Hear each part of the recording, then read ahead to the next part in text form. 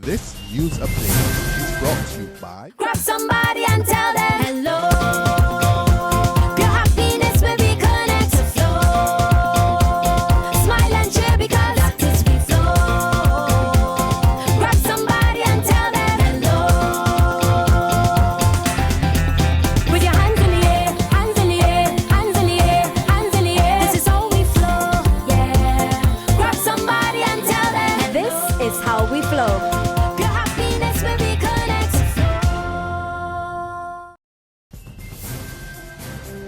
It's Wednesday, September 30th, and this is your Barbados Today Afternoon Update. I'm Fernella Wedderburn.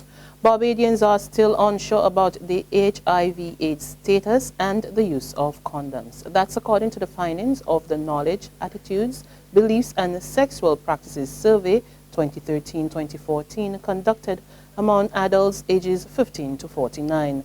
Lead researcher of the survey, commissioned by the National HIV/AIDS Commission, Nicole Drakes, says the data shows that while the country has made significant inroads in the fight against the disease, there are still areas of concern which need attention. The survey tells us that there is an existence of multi-partnering, the price of inconsistent condom use, particularly with sexual partners, especially with regular partners. There are more levels of knowledge about STIs. You have high levels of knowledge about HIV. There's a low HIV testing uptake among the general population, and stigma and discrimination related to HIV still exists. More young Barbadians are suffering from heart attacks, and medical authorities are worried. Cardiologists Dr. Alan Smith and Dr. Raymond Massey reported on the troubling trend at a World Heart Day lecture last evening. Senior physician Dr. Massey, he warned that young men and women are caught up with lifestyle habits that are bad for their hearts. I think what we've seen is that the doctor who years ago could look at a Barbadian who is less than 70 and say, okay, your chest pain is not heart disease. The younger doctors don't have that luxury now because we're seeing 29-year-old males with heart attacks. We're seeing 41-year-old and 40-year-old premenopausal females with heart attacks. So we are sort of 10 years behind the advanced countries in which they're seeing a fall off. But we are seeing younger and younger people happening. And what is it? This lifestyle, I would think. I would think is the increased incidence of hypertension, diabetes, more women are smoking, and I mean that. And that's a great observation as far as I'm concerned. You go to a party, look at the smokers, and 5 women are out there and their boyfriends are inside. You know, and lack of physical exercise, you know. So all of the mix that goes to create the patient with heart disease, we're seeing those factors in Barbados. So it's not unexpected that you would see that happening. Dr. Smith, a surgeon and a UWI lecturer in medical sciences, says while cases are increasing, there is a need for data to better tackle the situation. It is my impression that we're operating on more 40-year-olds with coronary artery disease than we were before. That's just my impression. I can't tell you that that is true or not without actually looking at the data. The Ministry of Labour is well on its way to completing its Human Resource Development Program, and today it got another shot in the arm as head of delegation of the EU to Barbados and the Eastern Caribbean, Michael Barford, assured local authorities that the 4th tranche of $17 million Barbados dollars provided by the European Union will soon be made available. Barford made the announcement this morning while speaking to reporters at the offices of the Ministry of Economic Affairs Warrens Complex, St. Michael. This means that we have now paid a full amount of 112 million Barbadian dollars to the sector, and the grant is financed, as the Minister mentioned, as bonded support, and that means that it will be paid straight into the state treasury, or what we call the consolidated fund in Barbados. We're generally very pleased with the implementation of the policy-related aspects of the Barbados Human Resource Development Program. Caribbean countries are lagging behind their global counterparts when it comes to data and analytics. That's according to KPMG, which released a new report entitled achieving actionable insights, data and analytics in the Caribbean this morning.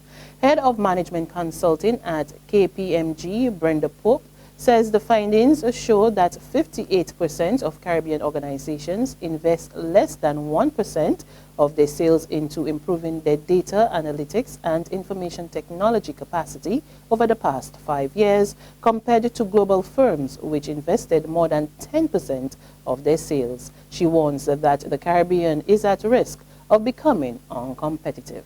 That is really a massive opportunity for us if we can find a way to use all of this data about our businesses, about our people, about our customers to really help us to be more strategic in our use of our organizations and in the use of the information that's coming to us. There's regional and international news after this short break.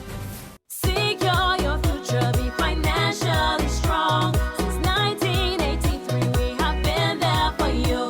A smart range of products, great tax benefits. We're the solution to your hopes and your dreams. The Barbados Workers Union Cooperative Credit Union. The Barbados Workers Union Cooperative Credit Union. Humble beginnings to smart loans, smart savings. Save smart and borrow smarter, that's the move for me. Stability, prosperity, we're the solution to your hopes and your dreams. The Barbados Workers Union Cooperative Credit Union. The Barbados Workers Union Cooperative Credit Union. We turn to regional news now. In Dominica, Tropical Storm Erika has left the island with more than $428 million in damage. That's the latest assessment from a World Bank team, which included the Caribbean Development Bank, the Caribbean Disaster Management Agency, UNDP, PAHO, the University of the West Indies. Delivering the news, Prime Minister Roosevelt Skerrit revealed that his government has so far received cash totaling just over 13 million EC dollars. He says government revenue has dropped significantly while expenditure is rising, citing value-added tax receipts for September originally projected at $11.2 million. Skerrit said that they only collected $4.2 million. Over to Jamaica, where British Prime Minister David Cameron has announced a 300 million British pound development package for the Caribbean. According to Cameron, the fund will provide grants for infrastructure projects like roads and bridges. Cameron, who arrived in Kingston yesterday, suggested that the money could help to unleash trade across the region with new roads, new bridges, and new port infrastructure to help speed up freight movements. Cameron added that the development could also help benefit British businesses which have the knowledge and expertise in infrastructure improvements. The British leader also promised Jamaica that it would receive some of the billions the UK recently pledged for climate change financing over the next 5 years. He said with 60% of the population of the region living within 1.5 kilometers of the coast, strong action must be taken.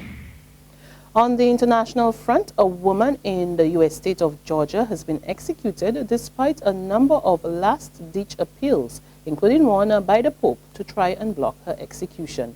47-year-old Kelly Greensdana was the first woman put to death in the southern state in 70 years.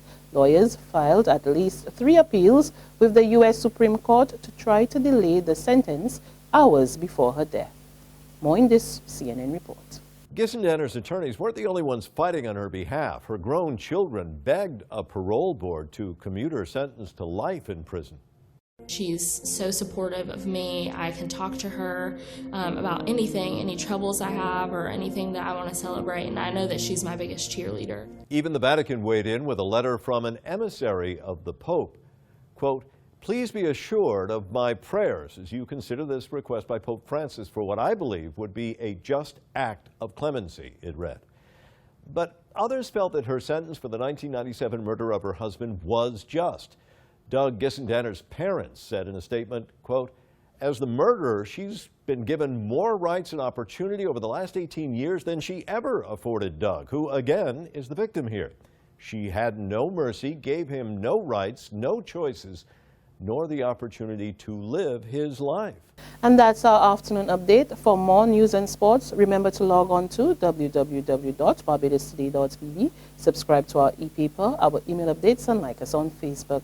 You can also catch us on Izume Media in bus terminals or screenplay at supermarkets and gas stations near you. Also tune in to Channel 101 on Flow TV and Mix 96.9 FM.